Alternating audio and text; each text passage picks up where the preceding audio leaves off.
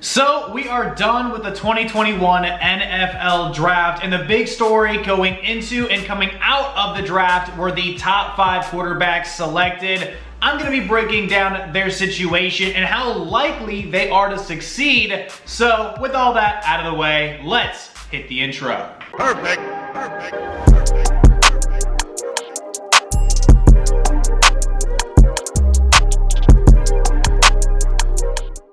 Before we get too far into things, of course, subscribe to support the channel. It'd be much appreciated. And of course, hit the bell to know every single time I'm dropping a video. And with the pleasantries out of the way, it's on to the content.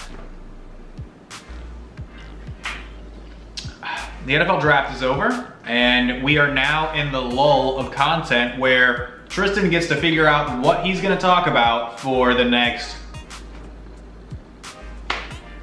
I don't know, like handful of months or something. I'm excited for August. I can't wait for things to get here, but we're going to have a lot of things to talk about between now and then. And to be honest with you, I'm just ready for some damn football. The NFL draft was so exciting. It was so much fun to sit there and watch and speculate and see all the moves and the trades. And as a Patriots fan, just want to put that quick disclaimer out there, I was really curious to see who my team was gonna get, right? I mean, like many NFL fans every single year, putting their hopes into the future of their franchise, their first round pick, and a lot of teams looking for quarterbacks of the future. It had been a long time, and honestly the first time in my own memory that I could remember the Patriots ever needing to draft a quarterback for the future. So the process was pretty exciting to say the least. And honestly, what I wanted to do in this video is really just project, take a look at the current situation, see maybe how things could go, and really just give an analysis on what I think the organizations need to do to maximize the potential, to maximize the ability of these quarterbacks. Looking at the top 5 quarterbacks in this year's NFL draft. Post-draft, Trevor Lawrence, Zach Wilson, Trey Lance, Justin Fields, and of course Mac Jones to top things off. I just really want to take a look at that situation, break things down, give my 2 cents, and well, maybe we can look back on this video years from now and tell me, wow, Tristan, you're really stupid. I can't believe you thought that that was gonna happen.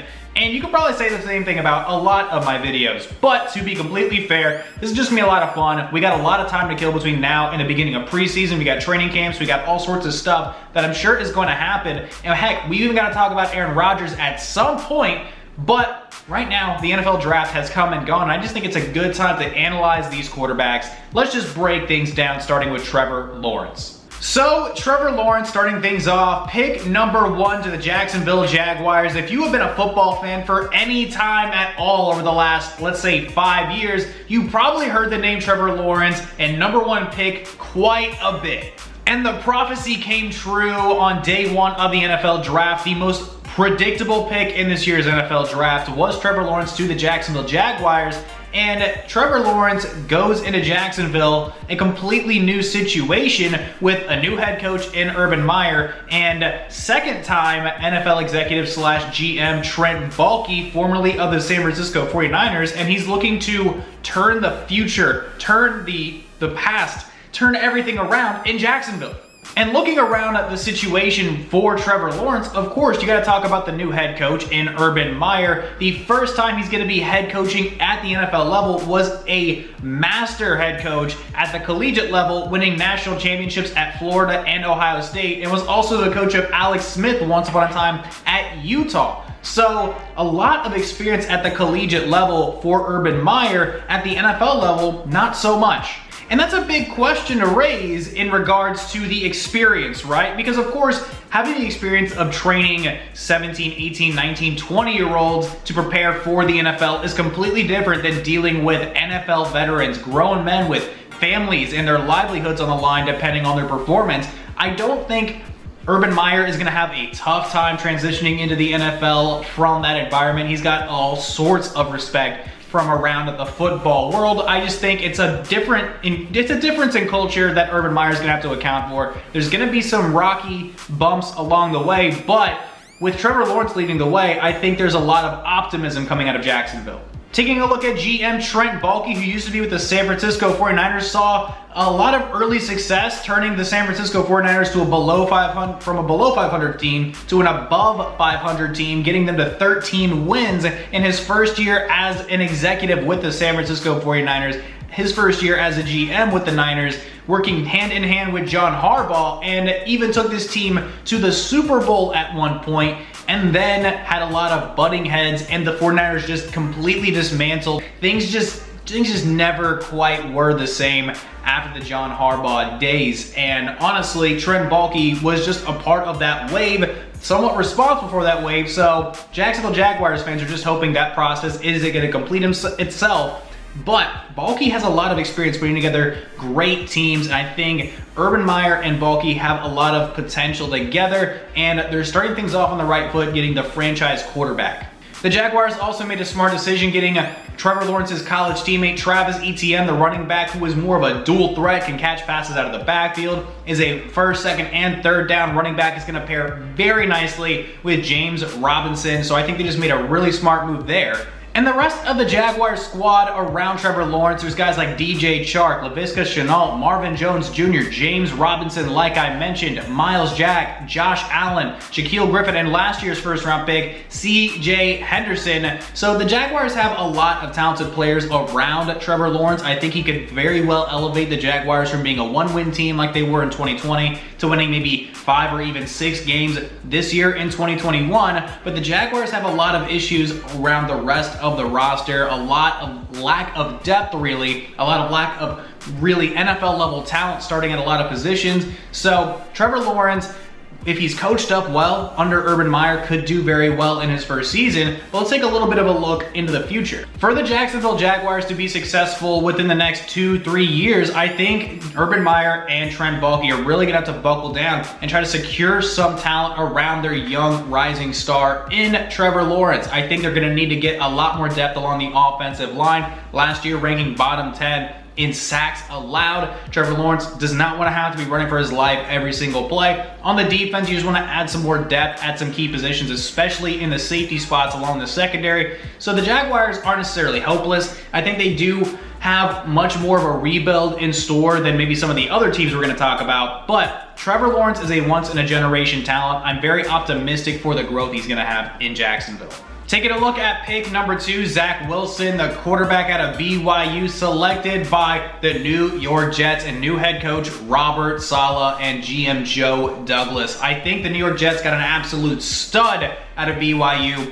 The thing that shows on tape the most with Zach Wilson is his supreme athletic ability. He can throw from pretty much every angle on the field, plays a lot of hero ball, which is a plus and a negative at times, but Zach Wilson can make every throw in the book, is very athletic, can break outside of the pocket and make some plays for you, extending the play outside of the pocket. I think New York Jets fans are going to be very, very hopeful that Zach Wilson progresses very well at the NFL level. And the New York Jets are taking things very seriously in regards to his development, in regards to his protection. On the left side of the offensive line, of course, you've got Mekhi Becton, last year's first-round pick, who is still progressing, but the New York Jets, their other first-round pick in this year's draft, getting Elijah Vera Tucker out of USC. I think the Jets are making the right moves when they're necessary. Getting a built-up offensive line for your rookie quarterback, trying to instill confidence in him, is going to be absolutely paramount in his development, because the more confident you are at the quarterback position, obviously the more you're going to be able to ball out, be able to maximize your skill set. A confident quarterback is a dangerous quarterback against defenses. I think Zach Wilson just has some natural swagger to him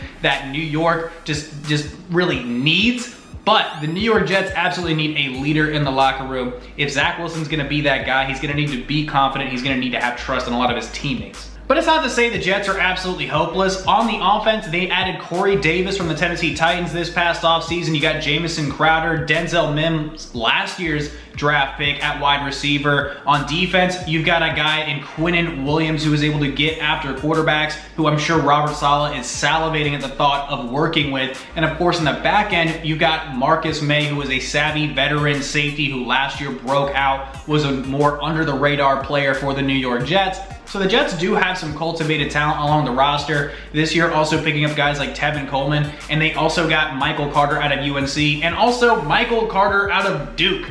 twinning with rival teams, schools, whatever, out of the draft. I think it's a nice, funny point to bring up. So, as far as the future is concerned though, how do the New York Jets cultivate a winning culture? Well, first and foremost, I don't think the New York Jets can be a scared organization. In the AFC East, you got a strong Buffalo Bills team, a reloaded New England Patriots, and a tough Miami Dolphins team. So the New York Jets got to come out gunslinging and got to be fearless. And I think the biggest way they're going to do that is, well, just contend.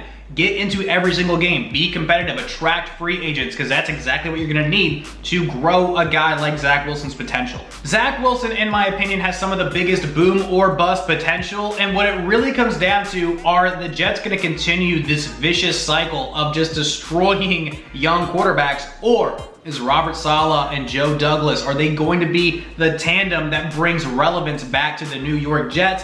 That remains to be seen, but building a roster around your quarterback, building a strong offensive line first and foremost to keep him clean is a huge deal. And I think the Jets, in regards to the Elijah Vera Tucker pick, just realize that is incredibly important. Robert Saleh is going to be able to coach up defense. I think the Jets defense is going to vastly improve this year under his direction, but build that offensive line, keep your weapons around your young gunslinger. At pick number 3, the San Francisco 49ers took Trey Lance out of North Dakota State University. John Lynch and Kyle Shanahan get their man, and it really seemed like it was a down-to-the-wire decision between him and Mac Jones, who we're going to talk about a little later, but personally, I love this pick for the San Francisco 49ers. I think Trey Lance is the kind of guy that's going to be able to open up Kyle Shanahan's playbook. He's going to learn under a nice veteran in Jimmy Garoppolo for a season. And what Lance brings to the table is supreme athleticism, a beautiful spiral with nice touch, and also elite level decision making, only throwing 1 interception in his time at North Dakota State. The biggest concerns I have with Trey Lance is he doesn't necessarily throw the ball as much, right? Less than 350 passes in his time at North Dakota State means you're probably not getting as many repetitions the same way you're seeing out of guys like Mac Jones, Trevor Lawrence, but you can only do but so much, and Trey Lance is an absolute dual threat at the quarterback position, can lower that shoulder and break tackles, is athletic enough to break tackles in the open field with his legs, regardless of the shoulder. Personally, I want to see him slide more, because at the NFL level, your biggest ability is availability, but the 49ers around him have so much talent. Guys like George Kittle, Raheem Mostert, you've got on the defense, Nick Bosa, Eric Armstead, Fred Warner. Offensively, you've got a number of very good receivers out there as well. The San Francisco 49ers have a lot of talent around Trey Lance. He's going to develop very well behind Jimmy Garoppolo. He's going to learn a lot under Kyle Shanahan, who has turned guys like Jimmy Garoppolo into Super Bowl quarterbacks, who's turned a guy like Matt Ryan into a Super Bowl quarterback and an NFL MVP. So Trey Lance might have ended up in the best situation. And moving forward, as long as they can just continue to cultivate his talent, coach him up, and he learns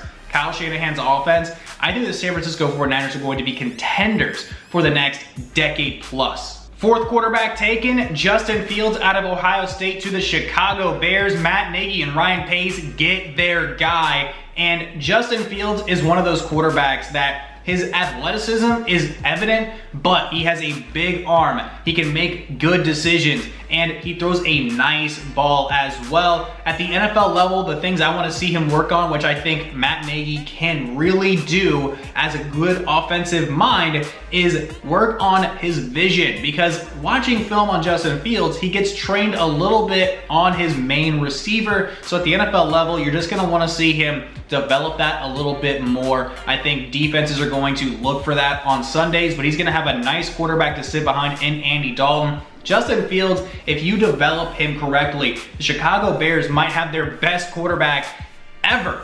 Honestly, I mean, there have been plenty of quarterbacks in the history of the Chicago Bears, but the big consensus is they just don't have that staple guy they can look at historically and say, this is the greatest quarterback in Chicago Bears history. Justin Fields, their future of the franchise, the hope is that he could very well become that. They've seen failures in Mitchell Trubisky, and now they're just looking at Justin Fields like, hey, if this guy sits for a year, develops under Matt Nagy, and learns the system, and learns to be a pro, learns to be an NFL level quarterback with elite decision making, with vision. I think Justin Fields could very well lead the Chicago Bears into prominence more than just being a wild card division round team. They could very well be contenders as well with an incredibly strong defense. All around Justin Fields are great veteran additions, great veteran players. Allen Robinson, Anthony Miller, David Montgomery along the offense. On the defense, Khalil Mack, Akeem Hicks, Eddie Jackson, Roquan Smith. There's a lot of really good players around him. I think he's going to learn under a lot of great NFL talent, and Chicago just seems to be a great place for Justin Fields. I think he could develop very nicely there, and the hope is moving forward that if he were to develop nicely, I think Chicago Bears fans can be very optimistic of the future. This is a really interesting draft class that we have on our hands here, and Justin Fields, to me, is one of the more wishy-washy guys, right? If he can develop out of those bad habits, I think he could be superb at the NFL level, but of course, it doesn't necessarily mean that every single guy is going to. My biggest hesitance with him, I've already stated, but Justin Fields is another big boom or bust guy. I think the Bears took a great chance on him. I think he's going to succeed in Chicago, and Bears fans are very, very much so in the right place to be hopeful. And then the final quarterback taken in the first round of this year's NFL draft, Mac Jones out of Alabama at pick 15, going to the New England Patriots. I think the Patriots did, honestly, the right thing. They just sat at pick 15, didn't have to give up any trade capital to move up into this year's NFL draft. They sat back, and honestly, they might have gotten the best fit for what Bill Belichick and what Josh McDaniels like to do on offense. Mac Jones' strengths lie heavily in his accuracy and his touch on the ball. Teammates at Alabama called him a great leader as well, and Mac Jones has also been rumored to have a photographic memory. I don't know if that's necessarily true, kind of hard to prove, but his ability to pick up packages, to pick up offenses, to pick up schemes has been widely regarded as superb out of this NFL draft class. And walking into a very complex NFL offense, I think Mac Jones, if he does happen to have a photographic memory, could be just the right guy for the New England Patriots. I think Mac Jones's biggest hindrance to his game is his lack of mobility, not necessarily much of a break the pocket guy. Not to say that he can't move outside of the pocket, but he's just not nearly the same athlete as a guy like Justin Fields, Trey Lance, Trevor Lawrence, Zach Wilson.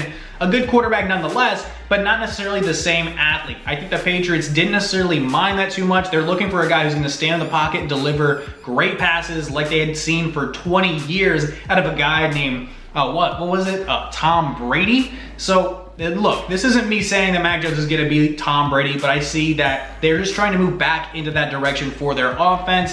And Mac Jones has a number of great pieces around him. Of course, coordinator Josh McDaniels, who's been in the NFL for a long time, has led the Patriots offense for a long time. He's got GM and head coach, NFL legend Bill Belichick, tutoring him and giving him the coaching that he is going to need to progress at the NFL level. And who is sitting right in front of him on the depth chart? Our former NFL MVP in Cam Newton. I think Mac Jones is in a great situation, very much so like Trey Lance. He's going to be in a situation that is building him up to succeed. I think Patriots fans should be very optimistic. And around the roster, look, the New England Patriots have a number of great players. He's going to be able to learn behind guys like Hunter Henry, Jonnu Smith, James White, Cam Newton, like I mentioned already. You got Damian Harris, a former Alabama Crimson Tide running back. Trent Brown, who just got brought back in free agency. David Andrews, Shaq Mason. And on the defensive side, you've got a number of great additions and great players who have been in New England's systems, who have been in New England's culture for forever. Look, Mac Jones, his future with the New England Patriots, it really just comes down to him. How hard does he want to work? How much does he want it? And how well is he going to fit into the New England Patriots culture, into their systems? And I'm very excited about the prospect of Mac Jones. Again, as a New England Patriots fan, I think we're going to get back to the same style of football that we saw for the last 20 years that brought the Patriots so much success in the past. I'm not saying that Mac Jones is going to be Tom Brady. The jury is out as to whether or not he could even get to that level. And comparing anybody to the greatest player of all time is a tall task. But I think Mac Jones could very well be a more than solid, very serviceable quarterback for the New England Patriots. I think Patriots fans around the NFL feel very likewise in that opinion. I think Mac Jones has set up very nicely for success for the future. I'm excited, and I think NFL fans looking at this quarterback draft class are incredibly excited at the future of all 5 of these guys. Look, Trevor Lawrence, Trey Lance, Zach Wilson, Justin Fields, and Mac Jones, all big names coming out of college, a lot of esteem behind them. There was so much controversy, so many mock drafts.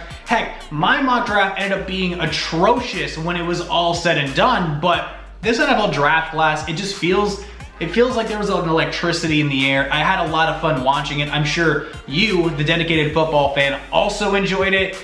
I'm excited for some football. I'm ready for some football. We have months to wait, unfortunately, but it's gonna get here sooner than we think. And personally, I can't wait to see it.